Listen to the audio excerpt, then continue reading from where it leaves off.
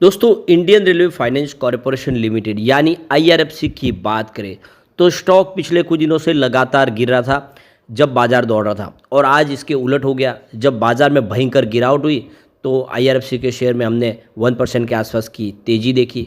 तो ये उल्टी गंगा क्यों बह रही है, इसके पीछे क्या रीज़न है? जब बाजार में सभी तरफ गिरावट का माहौल है, स्टॉक बेहतर कर रहा है, क्या वाकई में इसको एक बॉटम मिल चुका और यहाँ से एक शानदार तेजी की संभावना बन सकती है?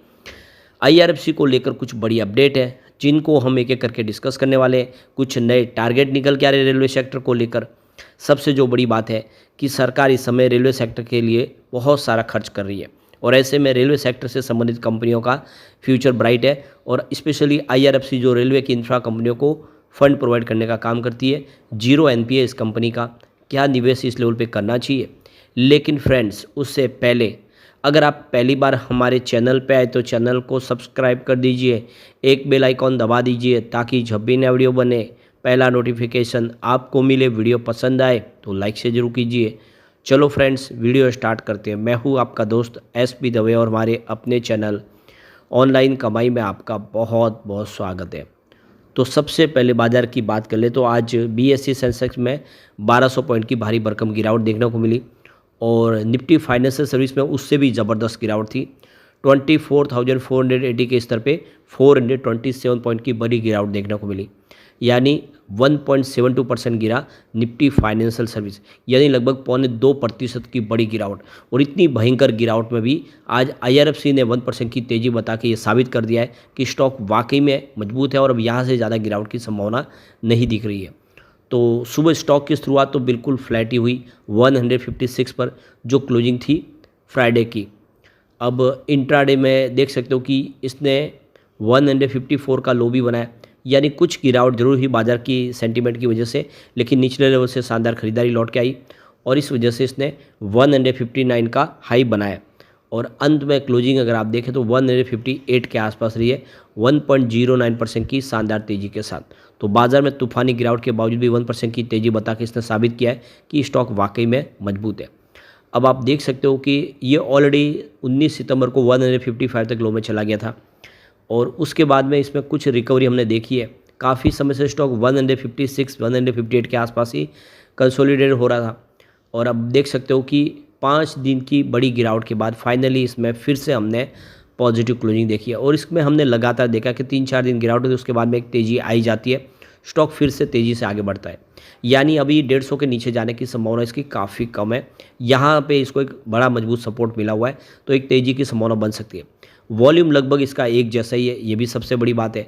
पिछले 1 महीने पहले इसका 2 करोड़ का वॉल्यूम था, 73 लाख की डिलीवरी उठाई गई थी। 1 वीक पहले भी 2 करोड़ का वॉल्यूम हुआ, सामने 61 लाख की डिलीवरी उठाई गई।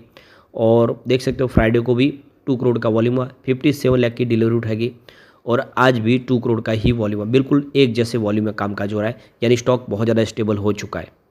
अब इस समय आरबीएनएल हो या आईआरएफसी, क्या इन शेयरों में दाव लगाना चाहिए? तो ईटी नाउ स्वदेश की तरफ से जो पैनलिस्ट है उनका कहना है कि आरबीएनएल का मोनोपोली बिजनेस है, और यहाँ से 3.5x गुना और इसकी परफॉर्मेंस आने वाले 5 से 10 सालों में देखने को मिल सकती है। यानी इसके अंदर वो संभावना कि स्टॉक के 4 डिजिट में आने वाले समय आराम से जा सकता है और उससे आगे भी जा सकता है। इसके पीछे वजह कंपनी को मिलने वाले लगातार ऑर्डर। कंपनी इंडिया में और ग्लोबल मार्केट में बहुत सारे जॉइंट वेंचर्स बना के लगातार अपने कामकाज को आगे बढ़ा रही है। तो यहाँ पे मार्केट एक्सपर्ट इसमें देखो कि एक स्टॉप लॉस लगाना आपको 480 रुपये का, और इसमें खरीदारी करना चाहिए 540 से 550 के टारगेट देखने को मिल सकते हैं, 550 तक जा सकता है स्टॉक। दूसरे को आईआरएफसी की बात करें तो मार्केट एक्सपर्ट का कहना है कि आईआरएफसी में भी सिमिलर पैटर्न ही है।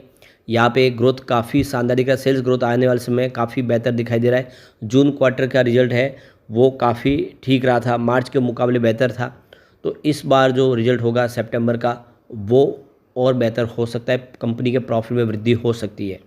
तो यहाँ पे आईआरएफसी इस समय करेक्शन जोन में है। अगर 150 तक का ये इसने जो एक बड़ा सपोर्ट है इसको मेंटेन रखा तो तेज़ी फिर से आएगी, और अगर 150 का सपोर्ट तोड़ा तो कुछ करेक्शन और बढ़ सकता है, गिरावट हो सकती है।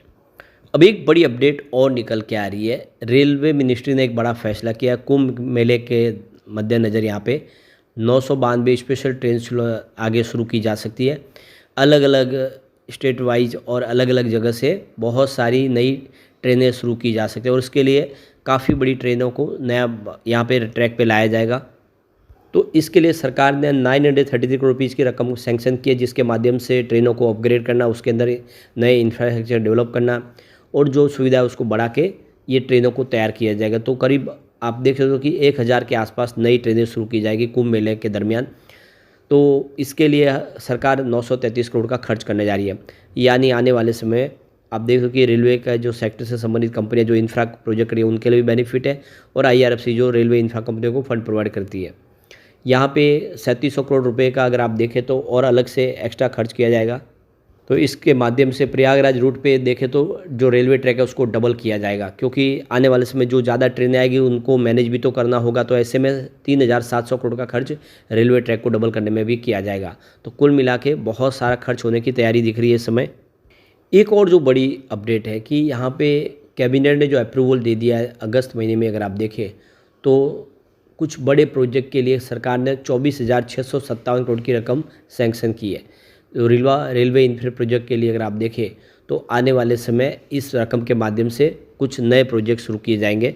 तो अलग अलग 14 डिस्ट्रिक्ट के अंदर जो 7 स्टेट है उनके लिए 2031 तक के लिए ये खर्च किया जाएगा, जिसमें आप देख सकते हो कि उड़ीसा, महाराष्ट्र, आंध्र प्रदेश, झारखंड, बिहार, तेलंगाना, वेस्ट बंगाल शामिल है।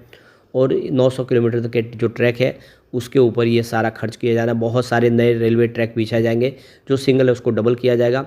तो आने वाले समय सरकार बहुत तेज़ी से खर्च करने वाली है। करीब 64 नए रेलवे स्टेशन डेवलप किए जाएंगे और आप देख ही सकते हो कि ऑलरेडी इस समय अमृत भारत स्टेशन के तहत बहुत सारे नए स्टेशन डेवलप किए जा रहे हैं, बिल्कुल एयरपोर्ट की तर्ज पे। कम से कम 510 जो गाँव है उसको फ़ायदा होने वाला इससे। तो कुल मिला के आने वाले समय भी सरकार रुकने वाली नहीं है, तेज़ी से और इसमें खर्च बढ़ाएगी। तो PM गति शक्ति योजना हो या फिर अमृत भारत स्कीम हो या फिर नई वंदे भारत हो, नमो भारत हो, इन सब पे खर्च होने वाला है और बहुत सारी नई ट्रेनें और आने वाली है। यहाँ तक कि सरकार ने 3 नए इकोनॉमिक कॉरिडोर बनाने का ऐलान किया, जिसमें एक एनर्जी मिनरल सीमेंट कॉरिडोर है, एक पोर्ट कनेक्टिविटी के और एक हाई ट्रैफिक डेंसिटी के लिए। ये नए जो आने वाले समय कॉरिडोर बनेंगे उसमें भी बहुत ही ज़बरदस्त खर्च करने वाला है। कम से कम 1,25,000 करोड़ का भारी भरकम खर्च होगा। ऐसे में हम कह ही सकते हैं कि ये जो रेलवे के लिए जो तेज़ी का दौर शुरू हुआ ये आगे भी जारी रहेगा। इस समय जो स्टॉक नीचे आया तो उसके पीछे वजह प्रॉफिट बुकिंग, और हर बार होता है बहुत बड़ी तेज़ी के बाद प्रॉफिट बुकिंग आती है। स्टॉक ने दौड़ना शुरू किया था, आप देख सकते हो कि 40-50 रुपये से, और वो 230 तक चला गया था। अब उसके बाद में इसमें करेक्शन आ गया है, लेकिन बहुत जल्दी यहाँ पे एक शानदार तेज़ी फिर शुरू होगी। लॉन्ग टर्म इन्वेस्टर के लिए अच्छा मौका है कि IRFC में दाव लगा ले, और जो शॉर्ट टर्म इन्वेस्टर है वो थोड़ा सा सेटल होने की टाइम दे और उसके बाद में दाव लगा सकते हैं, क्योंकि शॉर्ट टर्म में हो सकता है इसमें थोड़ी और गिरावट की संभावना बने। अब एक बार पीवट लेवल के माध्यम से समझते हैं कि गिरावट में कहाँ तक जा सकता है और तेज़ी बनी तो कहाँ तक जा सकता है। तो यहाँ से इस लेवल से गिरावट होती है तो 153 का पहला सपोर्ट है, ये टूटा तो स्टॉक आपको 150 तक जाता हुआ दिखाई देगा। गिरावट और बढ़ती है तो 145 तक जा सकता है। वो 150 के नीचे जाने का मतलब ये कि वीकनेस और बढ़ सकती है। पॉजिटिव माहौल बना तो 161 का फर्स्ट रेजिस्टेंस है, जिसके आसपास स्टॉक आपको दिखाई देगा। सेकंड रेजिस्टेंस 166 का है, इसको पार कर लिया तो आपको स्टॉक सीधा 169 यानी 170 तक जाता हुआ दिखाई देगा। अगर ऐसा हो जाता तो फिर बड़ी तेज़ी शुरू हो सकती है। तो देख सकते हो कि आज इसने साबित किया बाजार में भारी गिरावट के बावजूद भी स्टॉक ने मजबूती के साथ 1% की तेज़ी बता के कि ये स्टॉक मजबूत है और आपको लॉन्ग टर्म का नजरिया लेकर डिप में खरीदारी करनी चाहिए। आने वाले समय IRFC आपको मालामाल कर देगा। लेकिन फ्रेंड्स, कोई भी इन्वेस्टमेंट करने से पहले अपने फाइनेंशियल एडवाइजर से बड़ा ले ले या अपना खुद का रिसर्च करें, क्योंकि मैंने वीडियो आपके एजुकेशनल पर्पज़ के लिए ही बनाया। वीडियो पसंद आए तो लाइक शेयर जरूर कीजिए और चैनल को सब्सक्राइब कर दीजिए। Thank you friends.